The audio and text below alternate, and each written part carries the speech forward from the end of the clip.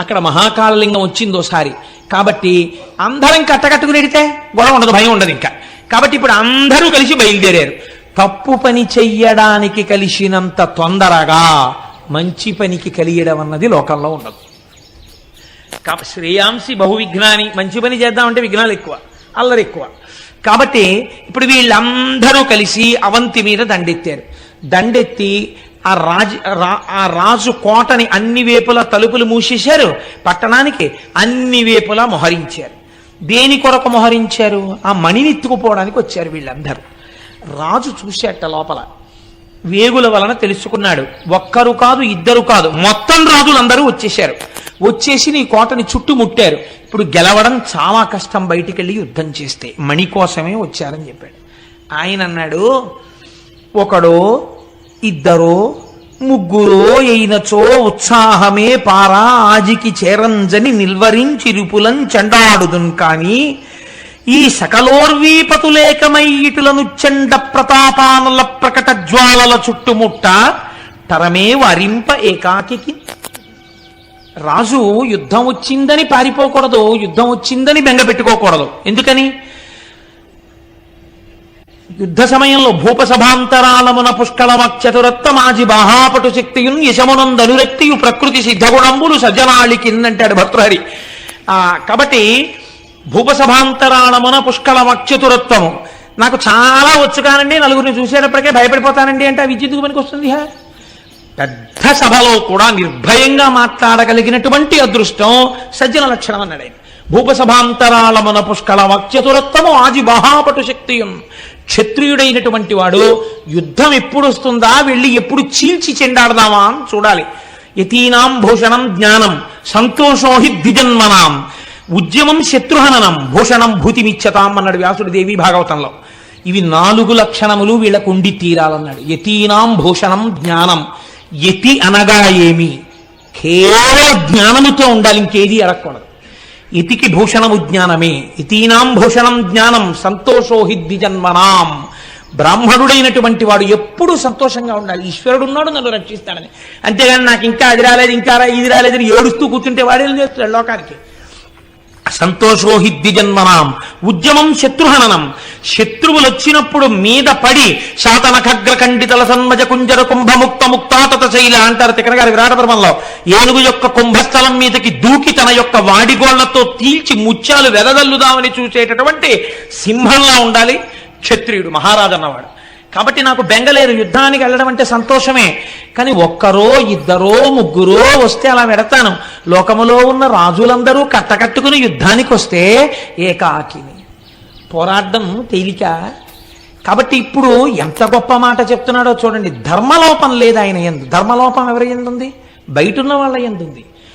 క్షాత్రమని అడ్డు పెట్టుకుని మణి కోసం వచ్చారు వాళ్ళు దారి దొంగలు. ఈయనో యుద్ధం చెయ్యడానికి, దేహత్యాగం చేయడానికి, లేదా వాళ్ళని ఓడించడానికి నాకు బెంగలేదు. కానీ ఇంతమంది వచ్చినప్పుడు యుద్ధం చేయడం ఏకాకి ఎలా కుదురుతుంది? చెయ్యొచ్చా? తెగబడి సైన్యాన్ని ప్రజల్ని తీసుకెళ్లి యుద్ధం చేస్తే ఇంతమంది చచ్చిపోతే రాజు దూరదృష్టి ఉన్నవాడని రేపు లోకం అంటుందా?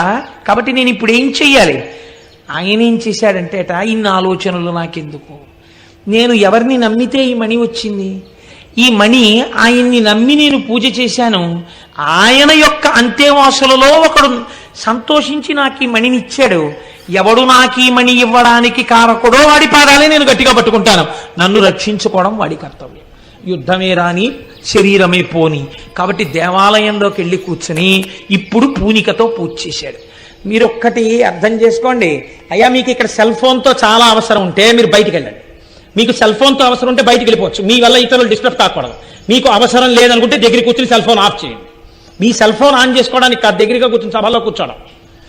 కాబట్టి ఆయన ఇంతమంది వచ్చి ఆ దేవాలయం బయట కూర్చుని ఉంటే లోపలికి వెళ్ళి శివారాధన చేస్తున్నాడు.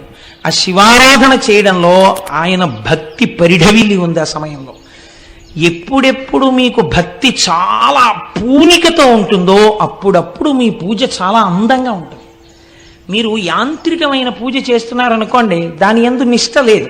వచ్చేది ఒకందుకు, వెళ్ళేది పురాణం వినడానికి, కూర్చుని చేసేది సెల్ ఫోన్ ఆపరేషన్. ఎందుకది? అసందర్భమైన పని చేసుకోవడం ఎలా ఉంటుందో చిత్తశుద్ధి లేని పూజ అలా ఉంటుంది. కాబట్టి ఏమైంది? అలాంటి పూజ అందం ఇవ్వదు, చూసేవాడికి కూడా సౌభాగ్యాన్ని ఇవ్వదు. కానీ అలా చేసినటువంటి పూజ కాదయింది. ఆయన పూనికతో చేస్తున్నాడు. నాకు ఈ శివుడున్నాడు, నన్ను రక్షించి తీరుతాడు. ఈ పూనికతో పూజ చేస్తున్నాడు. సంతోషంతో ఒక్కొక్క మారేడు దళం తీస్తున్నాడు. ఓం నిధనపతయే నమః, ఓం నిధనపతాంతికాయ నమః, ఓం ఊర్ధ్వాయ నమః అని వేస్తున్నాడు. వెనకేమిటి? ఇంతమంది సైన్యం చుట్టుముట్టి ఉన్నారు. కడుపులో ఏమైనా బెంగ ఉందా? ఏమీ లేదు. ఆయన ఉన్నాడు, నన్ను కాపాడతాడు. ఇంత పూనికతో పూజ చేసుకుంటున్నాడు. ఇంత పూనికతో పూజ చేస్తుంటే దేవాలయంలో దర్శనం చేసుకోవడానికి ఒక గోపాల బాలుడు వచ్చాడు. ఆయన పశువులు కాసుకునేటటువంటి కుటుంబంలో పుట్టినవాడు. మీరు చూడండి, భగవంతుని యందు భక్తితో కూర్చున్నటువంటి సందర్భం అసలు ఆ వంశాన్నే ఎంతవరకు ఉద్ధరిస్తుందో చూడండి. అందుకే భక్తి శైశవమునందు ఏర్పడాలి అని నేను మొన్నటి రోజున మీకు చెప్పడానికి కారణం, ఈ పిల్లవాడు తల్లితో కలిసి శివాలయంలోకి వచ్చాడు. పూజ ఎవరు చేస్తున్నారు? రాజుగారు చేస్తున్నారు. లోపల రాజుగారు పూజ చేస్తున్నారు, మీరు వెళ్ళొద్దన్నారా? అనలేదు. ఈశ్వరుడు అందరివాడు కాబట్టి అందరినీ రమ్మని ఆయన చెప్పాడు. కాబట్టి ఒక గోపకాంత తన పిల్లవాడితో కలిసి గుడిలోకి ప్రవేశించగలిగింది. ఇప్పుడు మీకు ఏమర్థం అవ్వాలి? శివపురాణం చదువుతున్నప్పుడు రాజుగారు పూజ చేసుకుంటున్నప్పుడు గోపకాంత తన కుమారుడితో కలిసి అంతరాలయములోకి వెళ్ళగలిగింది అంటే ఆయన భగవంతుడు అందరి సొత్తు అని నమ్మాడు తప్ప నా ఒక్కడి సొత్తు ఆయన నమ్మినవాడు కాడు. అంటే ఎంత ధర్మాత్ముడై ఎంత నిజమైన భక్తితో ఉన్నవాడో చూడండి రాజు. కాబట్టి ఇప్పుడు ఆ గోపకాంత ఆ పిల్లవాడిని తీసుకుని లోపలికి వెళ్ళింది. ఇద్దరూ దర్శనం చేశారు. అంటే అందరూ వింటారు. ఆవిడ లీలావతి వింది. లీలావతి గర్భంలో ఉన్న ప్రహ్లాదుడు విన్నాడు నారదుడు చేసిన ఉపదేశం. కానీ లీలావతి తలకెక్కిందా? గర్భస్థమైనటువంటి ప్రహ్లాదుడి తలకెక్కింది ఉపదేశం. అలా చూడండి, ఇద్దరూ వచ్చారు. పరిణతిని పొంది పెద్దదైనటువంటిది గోపకాంత. గోపకాంత యొక్క చిన్ని పిల్లవాడు ఈ పిల్లవాడు. ఇద్దరూ వచ్చి అక్కడ నిలబడ్డారు. ఇద్దరూ నమస్కారం చేశారు. ఇద్దరూ బయటికి వెళ్ళిపోయారు. భగవంతుడి అనుగ్రహం ఎవరి మీద ఎలా వర్షిస్తుంది అంటే లోపల ఉండేటటువంటి మనస్సు యొక్క స్థితిని బట్టి ఉంటుంది.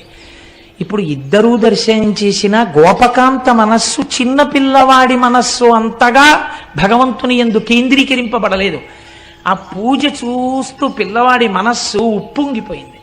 ఉప్పొంగిపోయి అబ్బా రాజుగారు ఎంత బాగా పూజ చేస్తున్నాడో నేను కూడా అంత బాగా పూజ చెయ్యాలి అనుకున్నాడు. వాడికి ఏమొచ్చు పూజ చేయడం?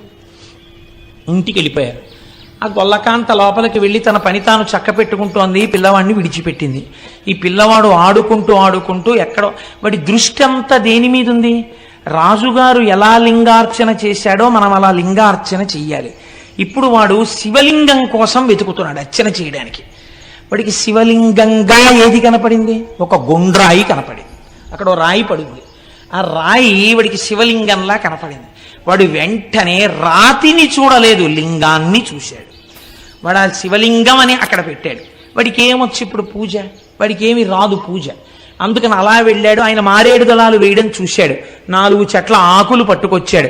వాడికి శివ అనడం తప్ప ఇంకేమీ తెలియదు. నేను మీకు మొట్టమొదట చేసుకున్న విజ్ఞాపన ఇదే.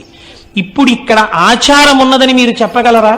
రాజు చేస్తున్న పూజ యందు సదాచారం ఉంది. గొల్లపిల్లవాడు చేస్తున్నటువంటి పూజ యందు సదాచారం ఉన్నదా? కేవల భక్తి ఉన్నది. అక్కడ భక్తితో కూడిన సదాచారం ఉన్నది.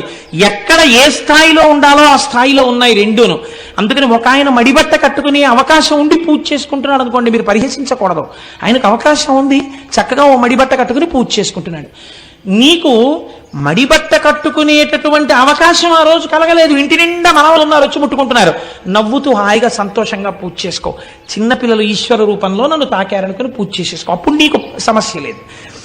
భక్తి యందు ఈ స్థాయి భేదాన్ని మీరు అర్థం చేసుకోవాలి, లేకపోతే అది అర్థం ఉండదు. అందుకే నేను చెప్పాను, రోగానికి పథ్యము మందు రెండు ఎలా అవసరమో, కానీ భక్తి యందు మాత్రం ఒక్కొక్కసారి పథ్యం లేనటువంటి మందు సరిపోతుంది. ఎలా? ఆచారం లేని భక్తి సరిపోతుంది. ఇక్కడ సరిపోయింది. ఎందుకంటే ఆ పిల్లాడికి ఏం తెలియదు. అసలు తెలియకపోయినా ఈశ్వరుడు మన్నించాడంతే, భవరోగం తీసేశాడు. ఎలా తీసేశాడు? వాడు ఆ గుండ్రాయిని అక్కడ పెట్టాడు. గుండ్రాయిని అక్కడ పెట్టి తెచ్చుకున్న ఆకులు తీశాడు. శివ శివ శివ, ముందు ఓం లేదు, చివర నమః లేదు. వాడు మడిబట్ట కట్టుకోలేదు. వాడికి ఏమీ తెలియదు, వాడికి అభిషేకం తెలియదు, వాడికి పురుష సూక్తం తెలియదు, వాడికి షోడశోపచారాలు తెలియవు, వాడి దగ్గర నైవేద్యం లేదు. కానీ వాడు ఒక్కొక్క ఆకు తీస్తున్నాడు, వేస్తున్నాడు, శివ శివ శివ అంటున్నాడు.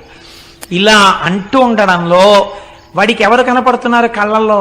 రాజుగారు మహాకాళలింగానికి చేస్తున్న పూజ ఇక్కడ కనపడుతోంది. ఇప్పుడు వాడి మనస్సులో వాడు అలాగే మహాకాళలింగానికి చేసేస్తున్నాడు.